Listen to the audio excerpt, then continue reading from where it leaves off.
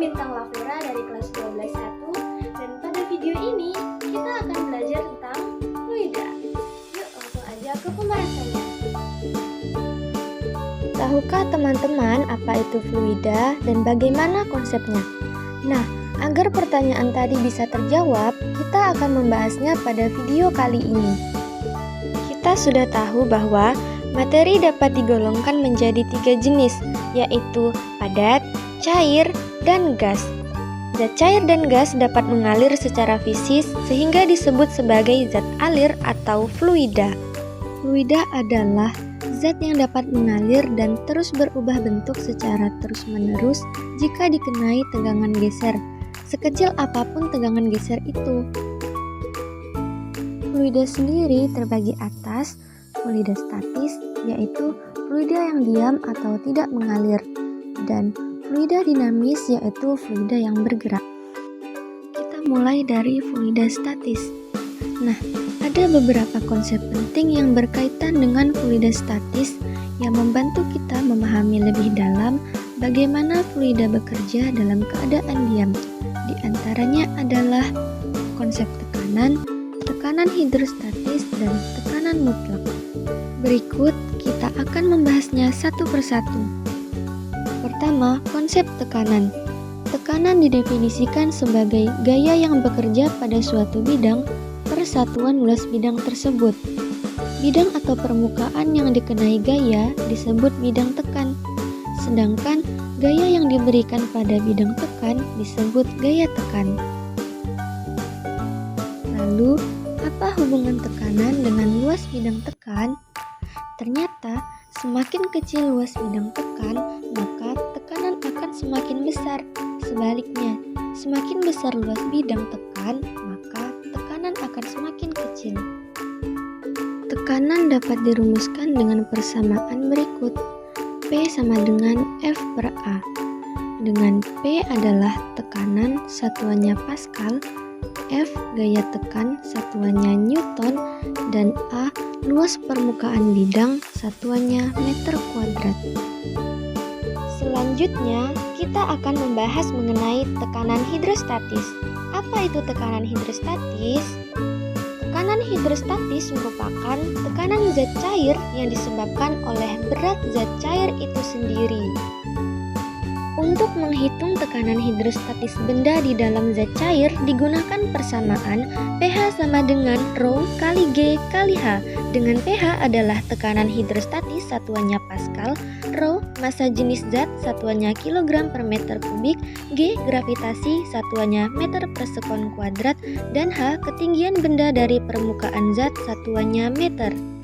Berdasarkan persamaan tekanan hidrostatis, semakin tinggi permukaan zat cair dalam wadah, tekanan yang dikerjakan zat cair pada dasar wadah semakin besar. Berdasarkan wadahnya, tekanan hidrostatis dibedakan menjadi 2, yaitu 1. Tekanan hidrostatis pada bejana yang berisi gabungan fluida, dan 2. Tekanan hidrostatis pada pipa U yang berisi gabungan fluida. Pertama, kita bahas tekanan hidrostatis pada bejana yang berisi gabungan fluida. Perhatikan gambar bejana yang diisi dengan gabungan fluida berikut. Besar tekanan hidrostatisnya merupakan jumlah dari tekanan hidrostatis masing-masing fluida yang dirumuskan dengan pH sama dengan sigma Rho I dikali G dikali HI sama dengan sigma PHI sama dengan pH fluida 1 ditambah pH fluida 2. Dengan pH adalah tekanan hidrostatis satuannya Pascal, Rho I massa jenis tiap-tiap fluida satuannya kilogram per meter kubik, G percepatan gravitasi satuannya meter per sekon kuadrat, HI kedalaman tiap-tiap fluida satuannya meter, dan PHI tekanan hidrostatis tiap fluida satuannya Pascal. Berdasarkan persamaan tersebut, dapat dipahami bahwa tekanan hidrostatis dipengaruhi oleh jenis fluida dan ketinggian setiap fluida yang berada di dalam bejana. Berikut ini hukum yang berkaitan dengan fluida statis, yaitu 1. Hukum Pascal Dan 2. Hukum Archimedes. Hukum Pascal dikemukakan oleh Blaise Pascal pada tahun 1653. Pascal menggunakan percobaan sederhana menggunakan kantong plastik yang diisinya dengan air. Kemudian dia membuat beberapa lubang di kantong tersebut. Dalam percobaannya, Pascal menemukan fakta bahwa kucuran air yang keluar dari lubang memiliki pancaran yang sama kuat. Ketika permukaan kantong diberikan tekanan dari luar, ternyata semburan air yang keluar bertambah kuat. Namun, besarnya pancaran air di tiap titik lubang tetap sama. Pada akhirnya, Pascal menyimpulkan bahwa tekanan yang diberikan pada zat dalam ruang tertutup akan diteruskan oleh zat cair tersebut ke segala arah dengan sama besar. Konsep inilah yang sekarang kita kenal dengan hukum Pascal. Hukum Pascal dirumuskan dengan F1 per A1 sama dengan F2 per A2, di mana F1 adalah gaya tekan pada penampang kecil satuannya Newton, A1 luas penampang kecil satuannya meter kuadrat, F2 gaya tekan pada penampang besar satuannya Newton, dan A2 luas penampang besar satuannya meter kuadrat. Selanjutnya, konsep dasar dari hukum Pascal yaitu tekanan yang diberikan pada suatu titik di dalam fluida akan merambat ke seluruh bagian fluida dan dinding wadah secara merata. Dalam sistem hidrolik atau dua piston dengan luas berbeda, tekanan di piston kecil sama dengan tekanan di piston besar, tapi gaya dan luas penampang berbeda. Penerapan hukum Pascal. Penerapan hukum Pascal dalam kehidupan sehari-hari didasari oleh prinsip bahwa tekanan yang diberikan pada fluida tertutup, cair ataupun gas yang tidak dapat dimempatkan akan diteruskan secara merata ke segala arah tanpa berkurang. Prinsip ini banyak digunakan dalam sistem hidrolik untuk melipat gandakan gaya. Berikut ini adalah beberapa contoh penerapannya. 1. Dongkrak hidrolik. Alat ini digunakan untuk mengangkat beban berat seperti mobil. Ketika gaya kecil diberikan pada tuas piston kecil, tekanan tersebut diteruskan ke piston besar yang menghasilkan gaya angkat berkali-kali lipat lebih besar. 2. Kursi dokter gigi. Kursi ini dapat dinaikkan atau diturunkan dengan mudah menggunakan pompa hidrolik yang dioperasikan dengan kaki atau tangan yang memungkinkan penyesuaian dari posisi pasien. Selanjutnya, hukum Archimedes. Nah, teman-teman, hukum Archimedes ditemukan oleh seorang ilmuwan terkemuka dari Yunani pada tahun 287 hingga 212 sebelum Masehi yang bernama Archimedes. Archimedes awalnya ditantang oleh Raja Hiram II untuk membuktikan kandungan emas pada mahkota raja.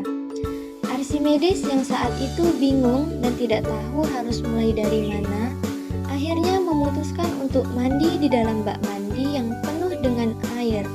Dia melihat sesuatu yang menarik. Setiap kali ia masuk ke dalam air di bak itu tumpah keluar. Semakin banyak tubuhnya masuk, semakin banyak air yang tumpah. Tiba-tiba Archimedes merasa seperti menemukan jawaban dari masalah besar itu. Archimedes menyadari bahwa ada hubungan antara jumlah air yang tumpah dengan volume benda yang dicelupkan ke dalam air. Dari situ, ia menemukan bahwa jika benda dimasukkan ke dalam air yang tumpah menunjukkan berapa banyak volume benda itu. Dari penemuan inilah lahir hukum Archimedes yang kita kenal sekarang. Bunyi hukum Archimedes. Sebuah benda yang tenggelam sebagian atau seluruhnya di dalam zat cair akan mengalami gaya ke atas yang besarnya sama dengan berat zat cair yang dipindahkan. Secara matematis, Hukum Archimedes dapat dirumuskan dengan persamaan FA sama dengan rho F dikali G dikali VF, dengan FA adalah gaya ke atas satuannya Newton, rho massa jenis fluida satuannya kilogram per meter kubik, G percepatan gravitasi satuannya meter per sekon kuadrat, dan V volume zat cair yang dipindahkan atau benda yang tercelup satuannya meter kuadrat. Siapa nih yang kalau siram tanaman menggunakan selang air untuk menjangkau tanaman yang jauh? Misalnya, kita akan menyumbat sebagian mulut selang air dengan jari. Sebab saat selang air dihambat, pasti kecepatan airnya akan semakin besar. Di dalam fisika, kondisi semacam itu dipelajari dalam fluida dinamis loh. Fluida dinamis mengacu pada cairan atau gas yang bergerak ataupun mengalir. Gerakan ini membentuk alur-alur atau garis-garis arus yang menunjukkan arah alirannya. Sesuai dengan namanya, fluida dinamis membahas tentang fenomena fluida yang bergerak atau mengalir di mana air tidak dianggap kompresibel. Sehingga ketika kita melihat air yang mengalir di sungai, kerapatan air tidak berubah. Sekarang coba kalian bayangkan pohon yang terkena hembusan angin. Nah, angin ini juga termasuk fluida dinamis karena gerakannya dianggap bebas gesekan. Artinya, angin tidak mengalami hambatan besar saat bergerak melalui udara sekitarnya.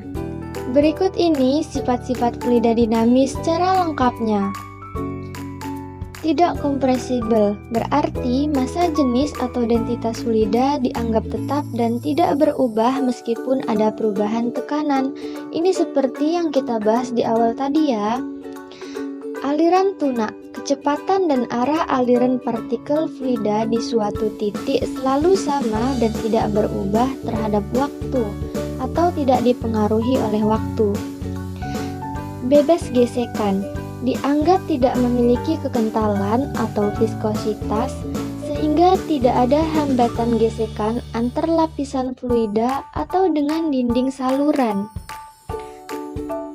Aliran laminer, partikel-partikel fluida bergerak sejajar dan teratur mengikuti garis-garis arus yang jelas tanpa pusaran atau turbulensi.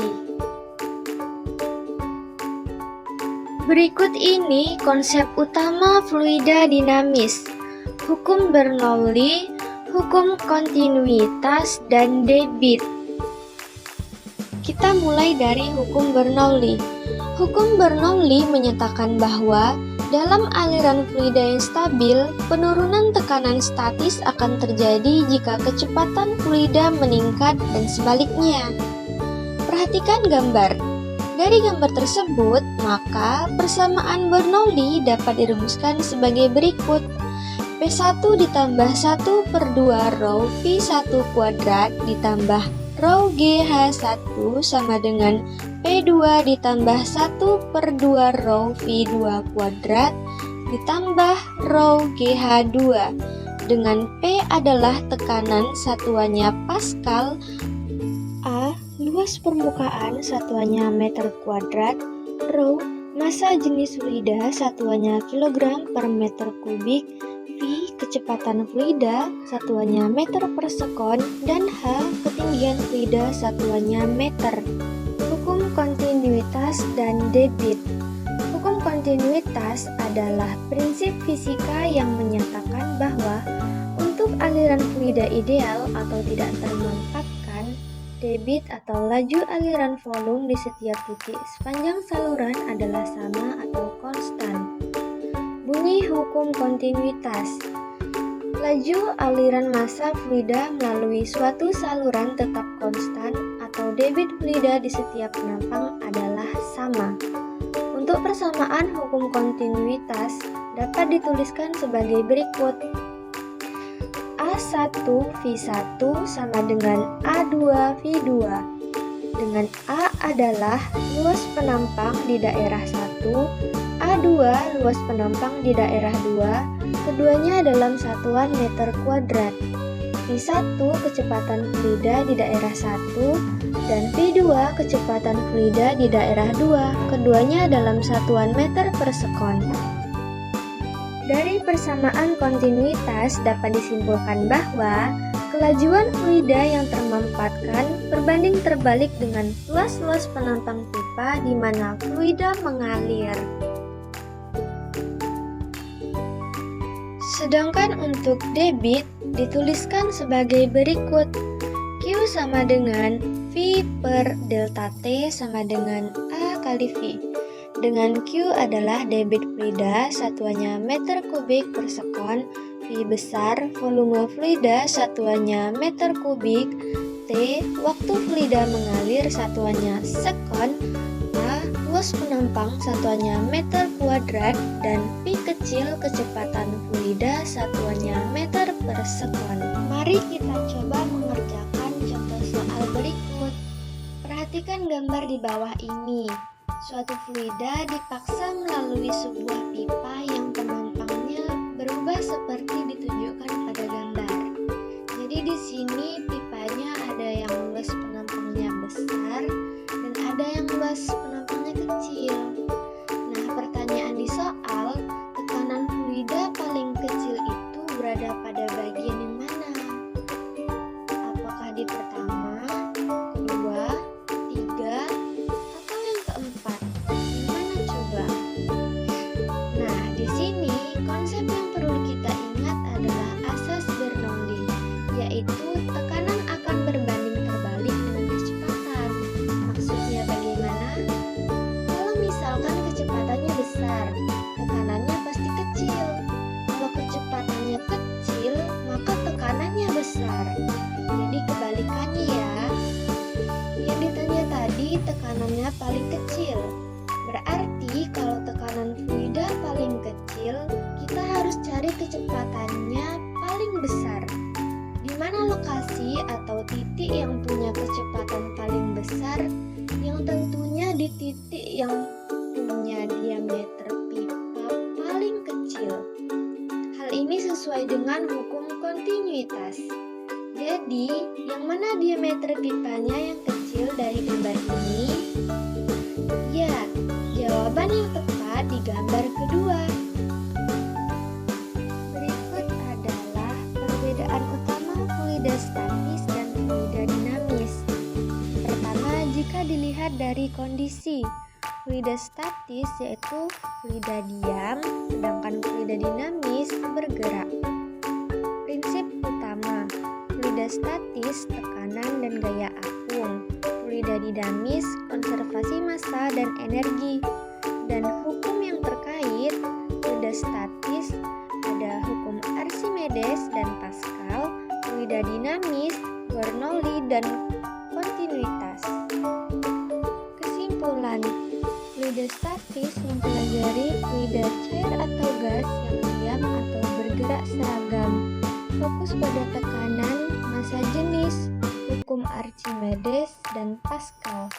Sedangkan fluida dinamis mempelajari fluida yang mengalir, fokus pada aliran, kecepatan, hukum Bernoulli dan persamaan kontinuitas. Contoh aliran air di selang dan angin. Perbedaan utamanya terletak pada kondisi gerak fluida yang memicu hukum dan fenomena fisika yang berbeda. Prinsip Bernoulli mengingatkan kita bahwa ketika kecepatan meningkat, tekanan menurun. Begitupun harapan saya bahwa semakin cepat kalian memahami materi, semakin berkurang pula tekanan yang kalian rasakan dalam